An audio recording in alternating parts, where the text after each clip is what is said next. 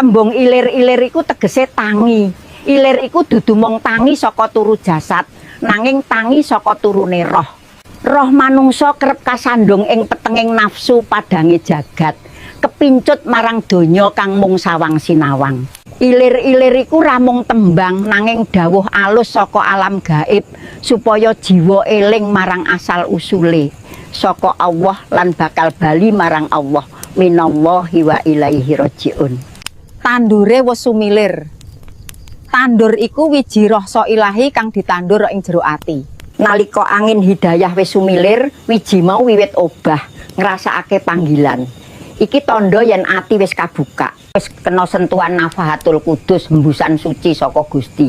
Tak ijo raya-raya, ijo iku warna urip lan ora garing maneh. Wong kang wis krasa iki ora gampang kagodha donya, amarga rasa sejati wis ketemu. Tak sengguh temanten anyar. Temanten anyar iku pralambang manunggaling rasa kawula lan Gusti. Nalika ati wis resik, roh krasa disambut kaya penganten nembe sowan marang sing ditresnani. Iki rasa mahabbah, katresnan sejati marang Allah kang ora bisa diucapake mung bisa dirasakake. Cah angon, cah angon. Cah angon iku awak kasar sing dadi pangon roh. Yen awak ora bisa ngendhaleni hawa nepsu, roh bakal kesasar.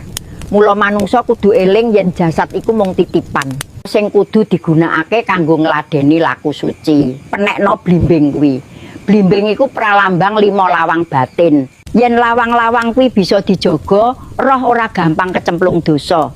5 sudut iku uga lambang salat 5 wektu, ingkang dadi tangga ruhani kangge munggah tumuju hadirat Gusti. Mi'rajul mukminin. Lunyu-lunyu penekno. Laku sejati mesti lunyu, amarga kudu ngliwati ego lan karep pribadi.